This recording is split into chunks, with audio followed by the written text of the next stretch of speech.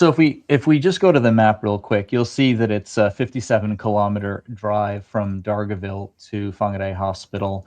It's 57 Ks, about 48 minutes. Dargaville has about 27,000 people resident in it. And something like Poto Point would be one of the furthest away points within that Dargaville Hospital catchment. And you're looking at a 1 hour, 55-minute travel time to get to a hospital with a doctor in it overnight, Wow. 125 kilometers. That's a really long way if for someone in need. Now, you could argue that if you heavily invested and heavily resourced St. John Ambulance and the rescue helicopter that Northland Emergency Services Trust, that you could get those patients in. But of course, we are up against grave limitations in ambulance services in Northland.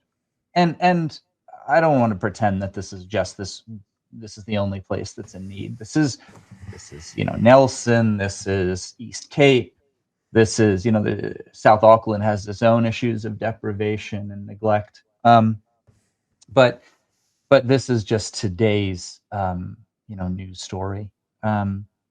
And I think if we go let's trace these stories, I think reported best by RNZ. The first one is from January 2025, when a high-level doctor said there were very significant concerns about clinical safety because there was no on-site doctor. An OIA request, which is obviously asking the government to reveal its somewhat private information, revealed a possible plan to close Dargaville Hospital and downgrade it to daytime-only urgent care. That was leaked, and the health minister at the time, Shane Reti, and Margie Appa said, to the contrary, it would be staying open, and they would try to do what they could to take care of people with telehealth and increase numbers of transfers to Whangarei Hospital. But of course, there's not an increase in funding in any broad way for getting helicopters and ambulances and whatnot to pick up all of those extra patients. So if you have to realize that in these rural communities, there's often only one ambulance Right. with a kind of skeleton crew. And if they have to go on a drive to their furthest part, again, let's use Poto Point as an example. You're looking at something like hours out of commission, 2 to 4 hours, maybe Well, more for well, it's some probably of these it's probably at catchments. least four, because if it's Yeah, 155 there, 155 back, and then of yeah, course I'll have to yeah. stop and stabilize the patient, and so it could be five, could be 4.5, 5 hours.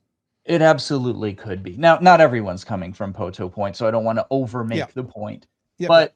But they're still traveling hours, and that means for hours, if you're having a concurrent emergency in that area, it's going to be difficult to get an ambulance from, let's say, out of area to sort of rescue you, to aid you. So yeah, that's a challenge.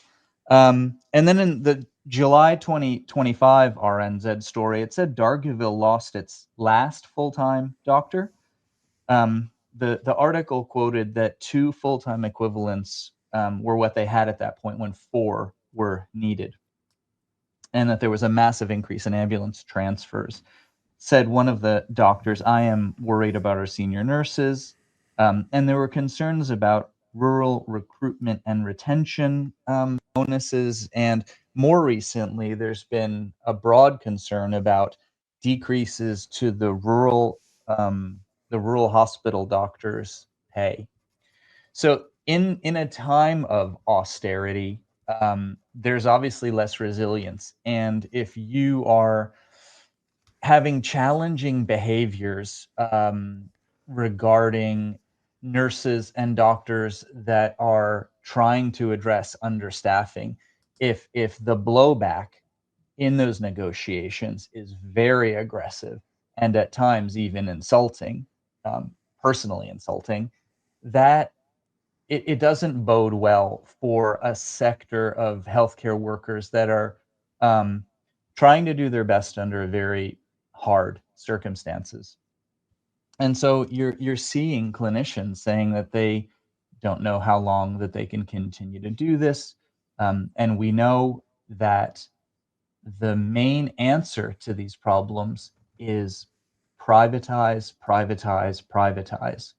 And you have to ask yourself what that does when you're telling GPs that they can make more money for easier work by going to telehealth, and that the equivalent sort of patient might garner 2 to 3 times or even 4 times as much pay in the private urgent care setting as it will in public.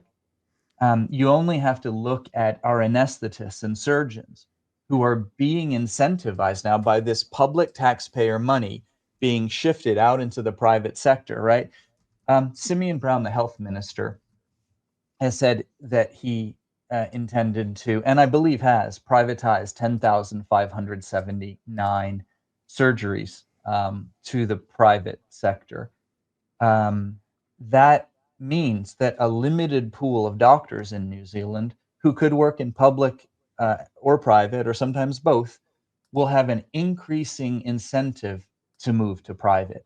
So you are seeing the hollowing out of the public healthcare sector. Nurses, doctors like anesthetists, endoscopists, surgeons are being incentivized to move into private and leave the public sector, leaving the public sector in a more desperate and understaffed state. This is not good. Um, and I don't want anyone watching to be confused and think that the rhetoric they will read in sort of mainstream newspapers is even remotely accurate. This idea that there's just no money in the system. The reality is the money has been spent elsewhere. Yeah. 19 billion on tax cuts, and the hundreds of millions I've talked about for tobacco companies, the $2.9 billion for landlords to enable them to have more affordable mortgages. It's backward. Um, it's it's using taxpayer money to help the people who need it least, and taking taxes from the people who are really working the hardest. We've got this incredibly wrong in New Zealand right now. We're robbing from the poor and working class to improve things for the corporate class, and really rich people and property investors and donors to these political parties.